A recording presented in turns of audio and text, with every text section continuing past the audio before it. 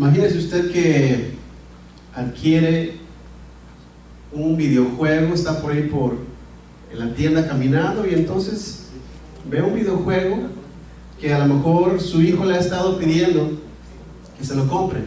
Usted sabe que hay tantos videojuegos, yo no conozco tanto los nombres que Xbox y PlayStation y tantas cosas. Yo me quedé allá por el Atari, por allá por Nintendo. Pero entonces su hijo le está pidiendo que se lo compre, y entonces usted va caminando y lo ve y dice, bueno, se lo voy a comprar. Quiero darle algo lindo a mi hijo, se lo voy a comprar. Y entonces va a la tienda, paga por ese videojuego, lo lleva a su casa y entonces su hijo lo recibe a usted y le da tantos abrazos como nunca quizá, y entonces ve que trae ese videojuego, se pone tan emocionado y se ponen juntos a armarlo, lo conectan a la televisión y entonces en lo que usted menos se da cuenta ya está jugando con su videojuego. Y por un momento lo observa y está entretenido en la pantalla y dice, bueno, qué bueno que lo está disfrutando. Pero pasan las horas y el niño sigue jugando ahí. Y pasan a lo mejor más tiempo, el niño no se quiere despegar y entonces empieza a tener alguna dificultad. Por ejemplo, le dice, bueno hijo, vamos a prepararnos porque vamos a ir a visitar a tus abuelitos. Y entonces el niño dice, no, yo me quiero quedar mejor aquí a jugar. Y entonces empieza a ver que el niño viene a decir, oye papá, ¿sabes qué? Que mis amigos tienen este videojuego más y tienen estos accesorios. Y entonces aquel videojuego que usted lo compró con tanta alegría para producirle placer, para que el niño lo disfrutara, empieza a causarle conflicto, empieza realmente a no satisfacerlo y quiere más y quiere otro videojuego. Y entonces usted empieza a ver que hay que ponerle algunos límites y dice, bueno, ya no vas a jugar tanto. Y aquí el niño se enoja y aquí el niño empieza a cambiar de su carácter y uno dice, ¿qué pasó? ¿Qué pasó? ¿Por qué ese videojuego se volvió tan importante? Y lo que puede suceder es de que entonces el videojuego o el regalo se volvió más importante que la persona que dio el videojuego, que la persona que dio ese regalo. Y es difícil, hoy en día con tanta tecnología sucede en la casa, que los niños se enfocan tanto en las cosas que es difícil a veces conectar con ellos porque están tan ocupados, su mente está tan ocupada. Y sentimos una cierta competencia. Y entonces queremos a veces prohibirles o limitarles los videojuegos o tantas cosas que hay, tanta distracción, porque sentimos una cierta competencia como papás, como padres. No queremos tener esa competencia, queremos que nuestros hijos conecten con nosotros, queremos disfrutar de esa relación con ellos, queremos que ellos tengan la confianza y que no estén solamente viendo a una pantalla, ya sea un celular, un televisor o lo que sea. Bueno, pues así es Dios. Dios nos da tantas cosas a nosotros para que nosotros podamos disfrutar de ellas, pero en ocasiones esos regalos que Dios nos da por ser bueno se pueden convertir en lo más importante para nosotros y compiten entonces con Dios. Y cuando eso sucede, cuando con esas cosas dejamos que compitan con Dios, entonces se vuelven ídolos en nuestra vida, que tenemos que tener cuidado, que tenemos que asegurarnos que esos ídolos los quitemos, para que entonces Dios solamente reciba toda nuestra atención, solamente Él reciba todo nuestro amor. Y la tendencia del ser humano es de hacer ídolos. Por eso Dios, cuando dio los mandamientos, Dios le dijo claramente al pueblo de Israel, abran la Biblia ahí en Éxodo capítulo 20, y es un pasaje que lo hemos estado leyendo, vamos a leer una vez más y después vamos a leer otro pasaje acá. Pero Dios nos ha dado tantos regalos. Quiero que recordemos algo. Estuvimos hablando durante esta serie de Dioses en Guerra acerca de diferentes cosas que nosotros hacemos ídolos de ellos. Dice la palabra de Dios en Éxodo capítulo 20 versículo 3: no tendrás dioses ajenos delante de mí. Dice, no te harás imagen ni ninguna semejanza de lo que esté arriba en el cielo, ni abajo en la tierra, ni en las aguas debajo de la tierra. No te inclinarás a ellas, ni las honrarás, porque yo soy Jehová tu Dios, fuerte, celoso, que visito la maldad de los padres sobre los hijos hasta la tercera y cuarta generación de los que me aborrecen. Dice, pero hago misericordia a millares, a los que me aman y guardan mis mandamientos. ¿Serán necesarios los límites? ¿Serán necesarias las reglas, las leyes? Claro que sí, es una muestra, es una forma en la cual Dios nos muestra su amor. Pero quiero que entendamos de que Dios nos está diciendo, ¿sabes qué? Yo te amo, yo quiero estar en comunión contigo, así que no quiero que nada compita conmigo. Dios le mandó eso al pueblo de Israel y en muchas ocasiones ellos se alejaban y se iban tras otros dioses, dioses falsos, dioses que dice que no tienen ningún tipo de poder. Y Dios les decía, si ustedes se alejan, eso les va a suceder. Y el pueblo de Israel constantemente se alejaba. Y a veces leemos nosotros esto y decimos, ¿cómo es posible? Siendo que ellos estuvieron caminando en el desierto cuando sus sandalias no se desgastaban, su ropa no se desgastaba, cuando ellos veían el poder de Dios, cómo los alimentaba, cómo el Señor hacía salir agua de la roca para que ellos tomaran, viendo todas esas señales, ¿cómo es posible que ellos se alejaran de Dios? Y sin embargo, nosotros corremos ese riesgo de levantar ídolos de cosas de la vida cotidiana, regalos que Dios nos ha dado, que nosotros en muchas ocasiones podemos hacer ídolos de Dios. Y lo que vamos a hablar el día de hoy, voy a introducirles al Dios falso del cual vamos a estar hablando el día de hoy, y voy a ver si ustedes pueden deducir de quién estamos hablando, de quién vamos a hablar. Perdón. Ese es un Dios falso que maneja una industria billonaria. Se le han erigido templos, desde los tiempos antiguos. Se le atribuye la destrucción de familias y matrimonios. Y en sus altares se ofrecen tantas cosas. Muchas gracias, amor. Aquí tengo. Muchas gracias. Gracias. En los altares se ofrecen tantas cosas, pero lo más triste es de que se ofrecen y se sacrifican miles de vidas debido a este Dios. Por culpa de este Dios, a quienes no le importa arriesgarlo todo, por su culpa hay un trastorno en la mente del ser humano que lo lleva a hacer cosas impensables. ¿De qué estamos hablando? ¿De qué se imaginan? El Dios del placer sexual. Y podemos hablar de eso porque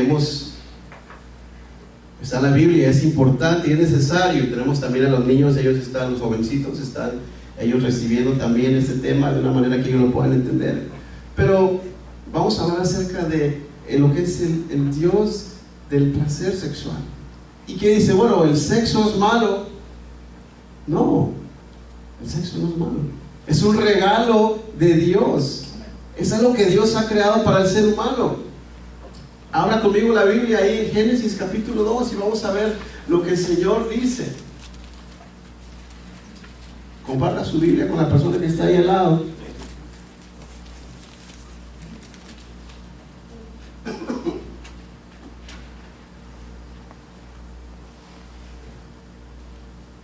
Dice Génesis capítulo 2 versículo 24 y 25. Por tanto, dejará el hombre a su padre y a su madre y se unirá a su mujer. ¿Y qué dice? Y serán una sola carne. Y estaban ambos desnudos, Adán y su mujer, y no se avergonzaban. Dios creó al hombre y a la mujer para que ellos pudieran ser uno solo. Dice, dejará al hombre a su padre y a su madre y se volverán una sola carne. Y los hizo anatómicamente, compatibles para que pudieran ser una sola carne. Imagínese usted que Dios hubiera solamente provisto que el hombre y la mujer pudieran reproducirse sexualmente y que fueran como cualquier tipo de crecimiento, como cuando a usted le crece el cabello del pelo. ¿Qué es lo que sentimos? Nada. Pero Dios en su infinita bondad y misericordia quiso que no solamente pudiéramos reproducirnos, sino que produjera un placer. Pero es algo tan hermoso que Dios lo ha creado, que Dios le puso un límite y dijo: esto va a ser solamente cuando un hombre y una mujer se casen, se unan, cuando dejen a su familia y se unan. Y entonces cuando el sexo, cuando la intimidad sexual ocurre dentro del marco del matrimonio, estamos agradando a Dios. Como por ejemplo cuando usted tiene, los que les gusta cuidar su jardín tan verde, así que parece una alfombra, ¿cierto? Hermoso. Y entonces lo podan en cada semana, le echan fertilizante y se ve precioso. Pero ¿cuántos de nosotros tomaríamos una pala o algo y entonces sacaríamos un pedazo de césped y lo llevaríamos dentro de la casa, nuestra alfombra blanca, y lo regaríamos ahí? ¿En qué se convertiría? Obviamente en suciedad, en tierra, ¿cierto? Pero cuando está en su lugar es hermoso, pero cuando está fuera del lugar, entonces es algo que no es agradable, es algo que es sucio.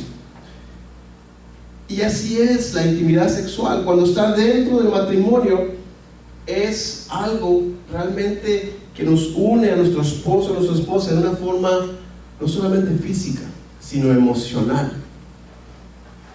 Y también una forma de unirnos espiritualmente. Y aquellos que están casados, que lo han comprobado. Aquellos que todavía no se casan, paciencia, paciencia, ¿verdad? Ahorita vamos a dar unos consejos para los que no se han casado.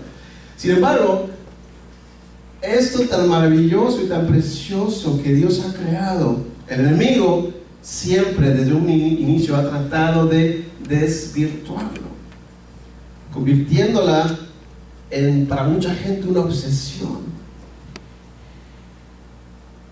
Tanto así que simplemente es, aunque usted encienda la televisión y vea algún programa, y usted va a notar el contenido sensual o sexual que tienen, o por ejemplo la música, la televisión, el internet, la ropa que se diseña el día de hoy, tan provocativa.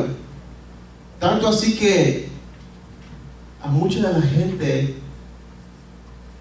se le considera, o niños jóvenes, se le considera solamente, se les ve como objetos sexuales.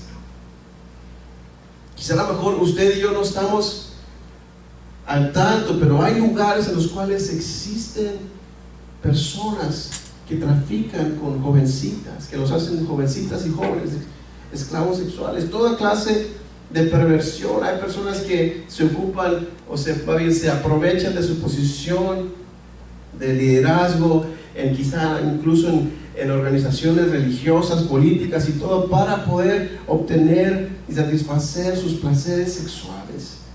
Adolescentes que están siendo bombardeados con todo tipo de presión. Tan increíble es de que ahora los jovencitos de la high school pueden ir y hablar con un consejero y recibir preservativos y cosas así de una manera tan fácil.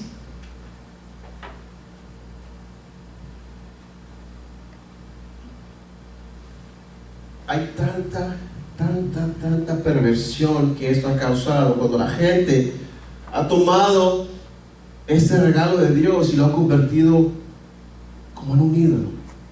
Y vemos que hay tanto adulterio.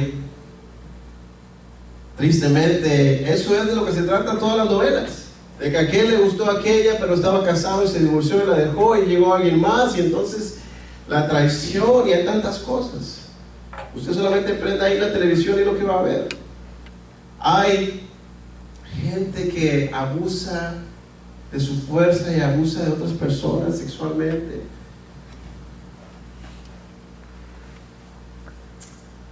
Existe un mal que se está propagando, que es necesario que nosotros estemos alertas, que es la pornografía. Ya simplemente es con que las personas, los jovencitos, cualquier persona que tiene acceso a un celular pueda accesar a esas cosas.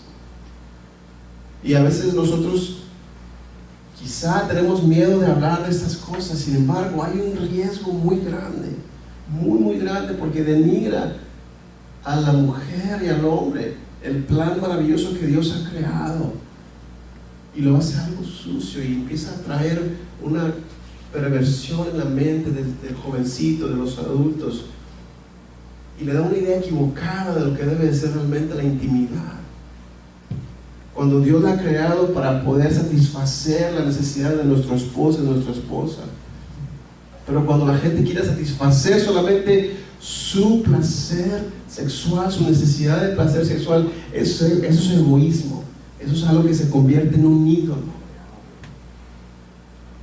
Hay tal perversión que hay gente que ha cambiado, como dice la Biblia de Romanos, el uso natural, y entonces se han encendido, como dice, hombres con hombres, mujeres con mujeres, solamente por satisfacer sus placeres, por satisfacer a este Dios falso.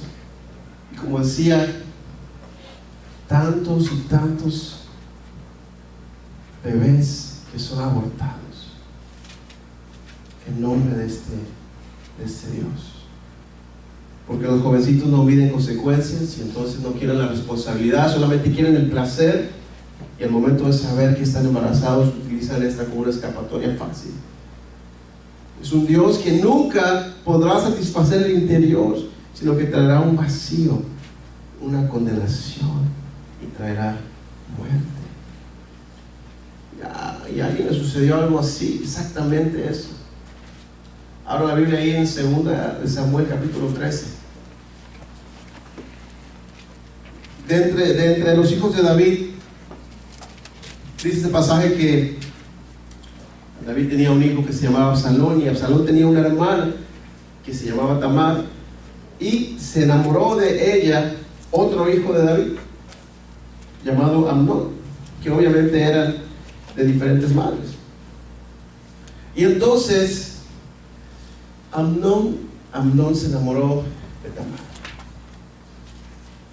Pero fue tanta su obsesión estar pensando en ella de día y de noche que empezó a enflacar, empezó a perder peso. Y uno de sus amigos habló con él y le dijo: oye, pues ¿qué le pasa al hijo del rey? ¿Por qué está usted perdiendo peso? ¿Por qué se ve tan demacrado? No me lo vas a esconder porque yo soy tu amigo.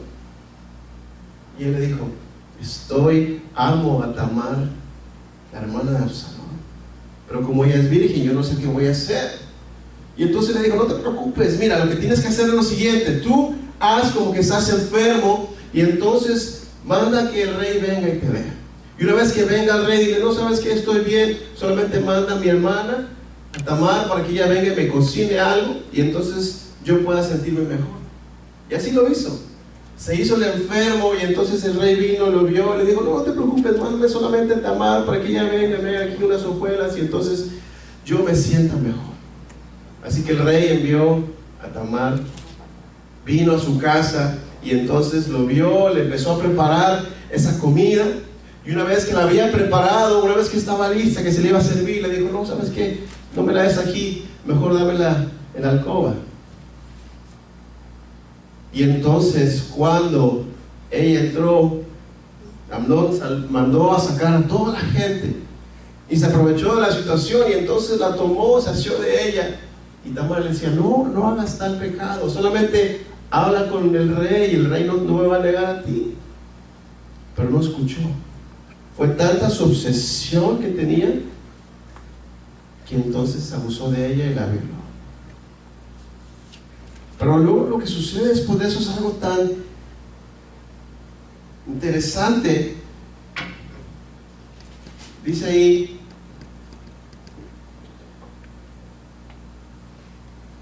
versículo 15: y luego la aborreció Amnón con tan gran aborrecimiento, que el odio con que la aborreció fue mayor que el amor con que la había amado. Y le dijo: Amnón, levántate y vete. Y le dijo: no hay razón para que me eches, ya me hiciste este mal. Pero dice, no escuchó, y mandó que sus siervos la echaran a la calle, y que cerraran la puerta detrás de ella. Pero ¿qué pasa? ¿Por qué ese gran amor, entre comillas, que podemos decir que sentía, se convirtió en un odio?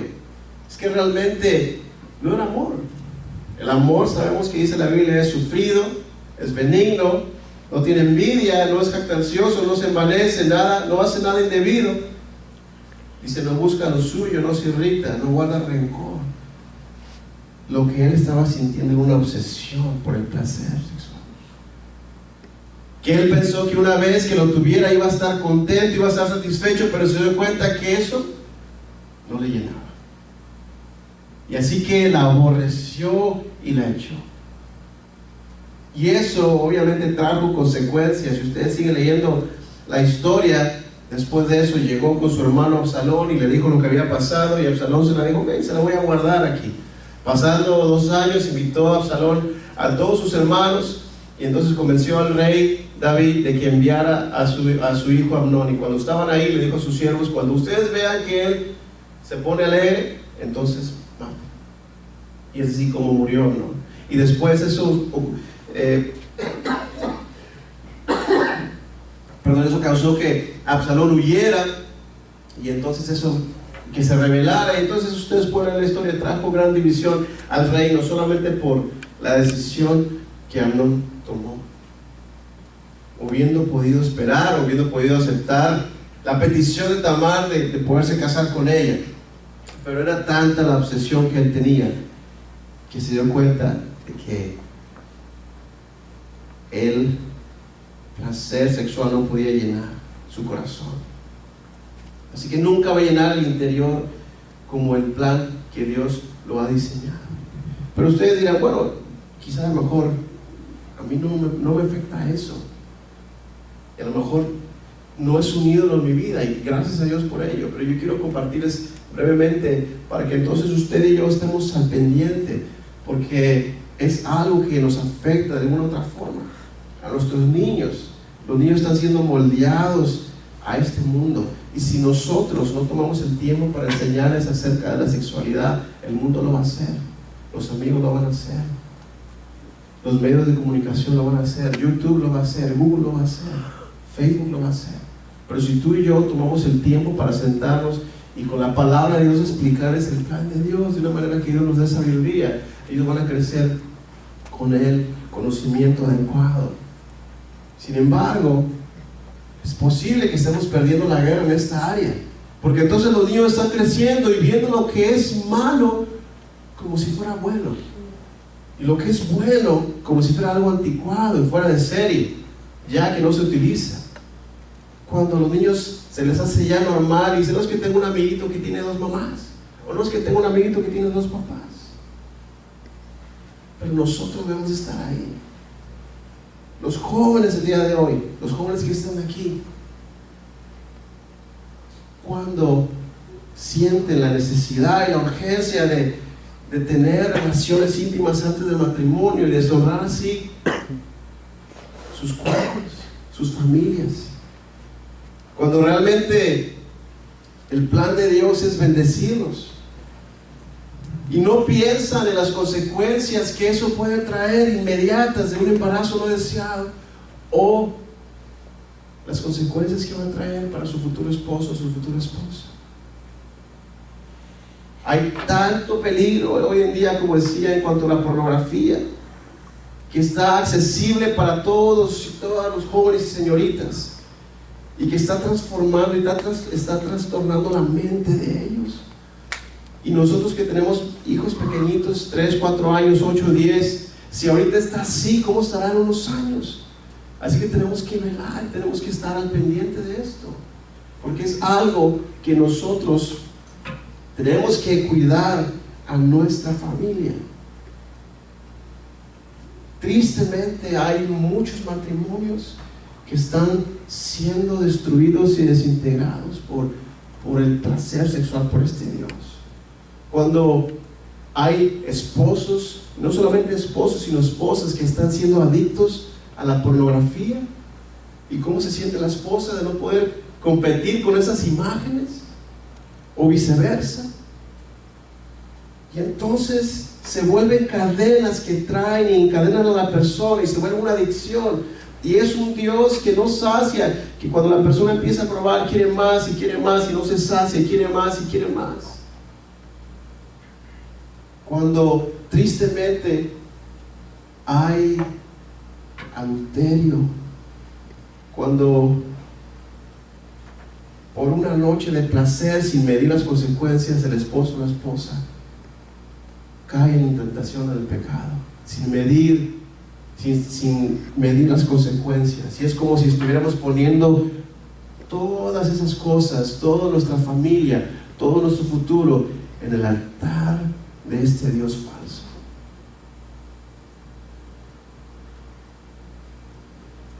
Lo que es la fornicación.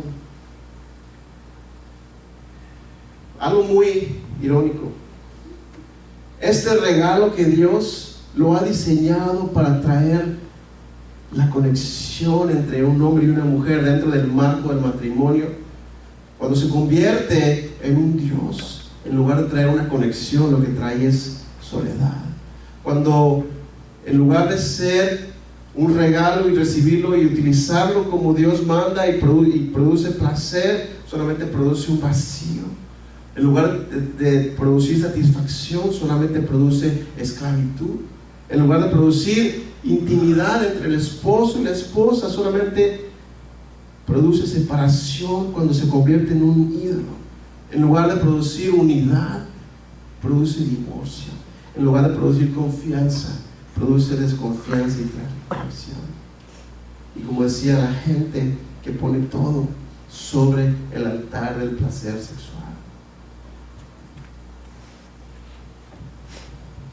Y es algo que tenemos que hablar. A mí me gustaría hablar de otras cosas tan bonitas y decirles, hermanos, esas cosas no pasan acá, pero sí pasan. Y debemos de tener cuidado. ¿Y cuántas historias he escuchado yo de lugares en los cuales llegó a medio servicio una señora y vino a cachetear a otra porque esa persona se encontró con su esposo, que fue una novia de la antigüedad, y se pusieron de acuerdo por Facebook y entonces conectaron nuevamente? Y entonces dice uno, oye, solamente en las novelas, pero eso pasa. Y con tristeza comparto esto, porque no es para juzgar a nadie, pero para que veamos que hay personas, los siervos de Dios, tanta gente que está expuesta a esto, que a veces decimos, no, a esa persona no le va a pasar. Pero todos están en riesgo, todos estamos en riesgo. Y la persona que yo conocí, un pastor que yo conocí, un líder, que cuando vivíamos en México trabajamos juntos un tiempo, y entonces era una persona que yo admiraba muchísimo, muchísimo. Y él estuvo en una posición en la cual sentimos que, bueno, él quería estar en un lugar y creímos que no era la voluntad de Dios, pero él siguió insistiendo hasta que él se quedó en ese lugar. Y para hacer la historia corta, su esposa estaba aquí con él, su esposa se regresó a México y se quedó solo por unas semanas, unos meses, y entonces empezó a correr el riesgo y él cayó en la tentación. Y cuando uno menos se dio cuenta, yo no estaba ahí, no era parte de esa iglesia ni nada, pero nos enteramos de que simplemente agarró sus cosas y se fue con una jovencita de la iglesia. Y eso a mí me causó un impacto muy grande por alguien de alguien que yo conocía tan cercano. Pero decimos, ¿cómo es posible? ¿Cómo es posible que pongamos en riesgo nuestra familia, nuestro ministerio, lo que Dios nos ha dado, los regalos, los hijos, todas estas cosas las pongamos solamente en este altar que se levanta este ídolo del placer sexual? Y que al final de cuentas terminamos solos. Pasaron los años, la jovencita, 20 años más joven que ella, obviamente lo dejó, perdió su esposa, perdió su familia, perdió sus hijos, perdió su ministerio, y estaba solamente en un lugar trabajando. Trabajo digno, pero lo perdió todo. Ahora, hay esperanza, obviamente hay esperanza. El Señor transforma, el Señor renueva, el Señor restaura la vida, y el Señor es el Señor de la segunda, tercera, cuarta oportunidad. Siempre. Pero el Señor nos quiere evitar que pasemos por todas estas consecuencias. El Señor nos quiere evitar que pasemos por estas consecuencias y que seamos sabios en nuestra vida. Para terminar, quiero solamente unos consejos muy rápidamente. ¿Qué podemos hacer nosotros? Reconocer que es una guerra. Reconocer que es una guerra. Que no es algo que solamente yo estoy bien con mi esposa, nosotros nos amamos, a mí nunca me va a pasar. No, reconocer que es una guerra, que todos estamos en riesgo. Que mientras vivamos en este mundo caído, la tentación va a estar siempre a la puerta, siempre va a estar llamando. Y debemos de levantar la guardia, reconocer que estamos en una guerra. Debemos también de echar mano del poder de Dios. La excusa de decir, es que soy hombre, o es que soy humano, no, es que no puedo resistir, no es una excusa válida. Incluso para nosotros como seres, como cristianos, que decimos, hermanos, todos somos pecadores, pero el poder de Dios está ahí a la mano. El poder de Dios está ahí para que tú y yo nos fortalezcamos. Si usted cae en la tentación, es porque usted no está fortalecido, es porque usted no ha orado, es porque no está dependiendo del Señor. El Señor nos dice en su palabra, habla conmigo, Efesios capítulo 6, versículo 10 en adelante.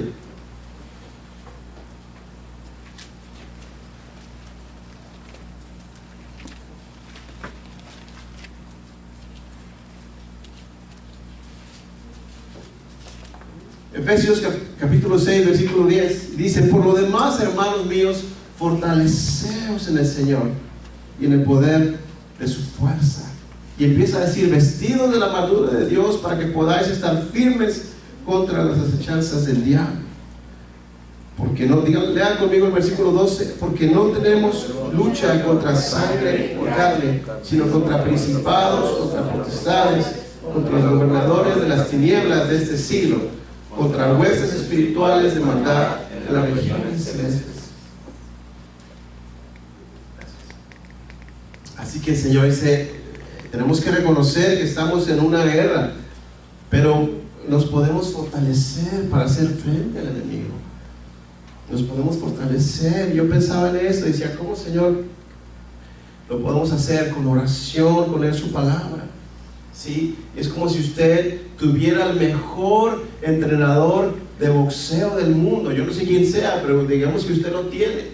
Y entonces usted insiste en subirse al ring sin practicar, sin ver las instrucciones, sin seguir la guianza de su entrenador. ¿Cómo le va a ir cada vez? Obviamente mal. Pero si usted empieza a seguir el consejo, si usted empieza a entrenar, a capacitarse, a fortalecerse, la fuerza, hermano, es una fuerza que viene sobrenatural, pero tenemos que fortalecernos, tenemos que ejercitarnos. La fuerza proviene de Dios, pero nosotros tenemos que esforzarnos por tenerla. No podemos esperar venir un domingo y simplemente esperar que la fuerza venga cuando estamos sentados. No, tenemos que orar, tenemos que doblar nuestra rodilla. Aquí es donde está la fuerza, en nuestras rodillas. Cuando usted y yo nos arrodillamos delante del Señor, podemos fortalecernos. Que el Señor nos permite echar mano del poder. Para los solteros, yo quiero decirles a aquellos que están todavía solteros, que confíen en el Señor. El Señor ya sabe con quién te vas a casar tú. Si tú confías en Él, el Señor tiene ya tu media naranja, a tu medio limón, o a tu media toronja, o a la semilla, pero está en algún lugar debe de estar. Entonces dile al Señor que te permita conocerla, y que cuando tú lo hagas, entonces puedas saber que es ella. Pero sabes que guárdate en pureza para Él o para ella.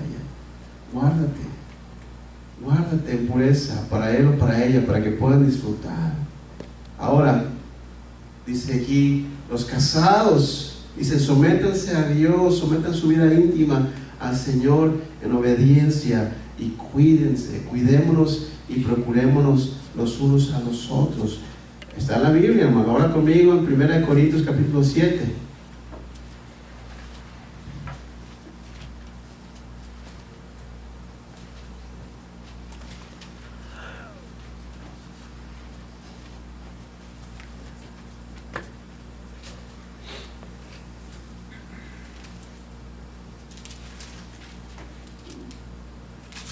Dice 1 Corintios capítulo 7, en cuanto a las cosas de que me escribisteis, bueno le sería al hombre no tocar mujeres, pero a causa de las fornicaciones, cada uno tenga su propia mujer y cada uno tenga su propio marido. El marido cumpla con la mujer el deber conyugal y asimismo la mujer con el marido. La mujer no tiene potestad sobre su propio cuerpo, sino el marido, ni tampoco tiene el marido potestad sobre su propio cuerpo, sino la mujer. No os neguéis el uno al otro, a no ser por algún tiempo de mutuo consentimiento, para ocuparnos sosegadamente de la oración y volver a juntaros en uno, para que no os tiente Satanás a causa de vuestra incontinencia. Más claro que el agua no puede estar. Así que no os neguéis, ¿verdad? Díganle a su esposa, no os neguéis, como dice la Biblia, ¿verdad? Así dice la palabra del Señor. Que sea algo de mutuo acuerdo, para que no caigamos en la tentación, para que nos procuremos, para que el Señor bendiga nuestro matrimonio, para que el Señor bendiga nuestra vida. Y por último, necesitamos entonces poner candados, necesitamos cerrar puertas donde están abiertas, necesitamos nosotros ser sabios. Si hay alguna área de nuestra vida en la cual estamos batallando, estamos sufriendo tentación, cerrar esa puerta. Si estamos siendo débiles en alguna área, cerrar esas puertas, poner candados para que entonces usted y yo podamos estar fortalecidos y no correr ese riesgo. Pero Dios desea bendecir tu vida, bendecir tu matrimonio, bendecir tu vida íntima, que esa vida íntima sea algo maravilloso. Cuando Dios creó al hombre y creó a la mujer, lo creó con un plan muy especial, como decía. Y cuando tú y yo disfrutamos de la intimidad con nuestro esposo, nuestra esposa, dentro del matrimonio, honramos a Dios, agradamos a Dios, bendecimos el nombre del Señor. Le decimos al Señor, tu plan es perfecto y maravilloso, y el Señor quiere bendecirlo. El Señor quiere bendecir a los matrimonios de nuestra iglesia. El Señor quiere bendecir tu vida. Y si tú te has casado todavía, el Señor quiere que te esperes, que seas fiel, que te mantengas en pureza sexual, para que cuando tú te cases el Señor te bendiga abundantemente con tu esposo o tu esposa. A los jovencitos, que el Señor los guarde, que el Señor nos guarde, y que nosotros podamos quitar cualquier tipo de idolatría en esta área y que podamos dedicar nuestras vidas al servicio del Señor. Al servicio del Señor. Y a lo mejor usted dice, hermano, bueno, es algo que yo no batallo, qué bueno, hermano, pero como decía, a nuestros hijos, a nuestros nietos, a nuestros sobrinos, a la gente, a los más pequeños, también tenemos que cuidarlos, y que el Señor nos permita honrar en esta área de nuestra vida, y que permita al Señor conocerle, que nos permita conocerle aún más. Así que hay algo, eso es entre tú y Dios, eso es entre tú y Dios. Si hay algo, si este ídolo está tratando de encadenarte, si este ídolo está tratando de causar estragos en tu familia, en tu matrimonio, en tus hijos, el día de hoy Dios quiere traer libertad. El día de hoy Dios quiere romper esas cadenas. El día de hoy Dios quiere hacerte libre, y hay que quitarle raíz, hay que cortar esos ídolos, y hay que permitirle que el Señor sea el rey de tu vida. Solamente Dios conoce nuestros pensamientos, solamente Dios conoce si batallamos, si tenemos un ídolo en esta área. Pero quisiera que oráramos y que pidamos que el Señor nos ayude. Así que vamos a orar. Inclina tu rostro por un momento y vamos a orar. Y eso solamente es la palabra de Dios, es solamente el Señor hablando. Yo quiero que ores y que le pidas al Señor, si hay alguien en este lugar que ha levantado un ídolo del placer sexual, que el Señor te haga libre en este momento. Si hay alguien, que el Señor te haga libre en este momento. Ora al Señor, pídele al Señor que te dé la fuerza, que te fortalezca, que te permita disfrutar en su debido momento de este regalo que Dios te ha dado, y que lo puedas disfrutar con tu esposo, con tu esposa. Si tú no estás teniendo dificultad en esta área, entonces dale gracias a Dios y ora por tu esposo, ora por tu esposa, y dile gracias, Señor, por unirnos así. Gracias, Señor, por permitirnos disfrutar de la intimidad. Te pido, Señor, que tú bendigas a cada uno de los matrimonios de nuestra iglesia, Señor. Aquellos que no están aquí, que tú los bendigas también, oh Dios, y que podamos nosotros disfrutar de este regalo que tú nos has dado, Señor. Que te traiga honor a ti, que te traiga gloria a ti, y que, Señor, podamos agradarte en esta área. Pero si hay alguien aquí, oh Dios, tú conoces nuestra mente y tú conoces nuestro corazón, que necesita ser libre, oh Dios, que necesita libertad en esta área, te pido, Señor, que nos ayudes, que le des la libertad, que, Señor, pueda quitar esos ídolos y que pueda, Señor, volverse a ti y edificar un altar para ti, Señor, en su familia.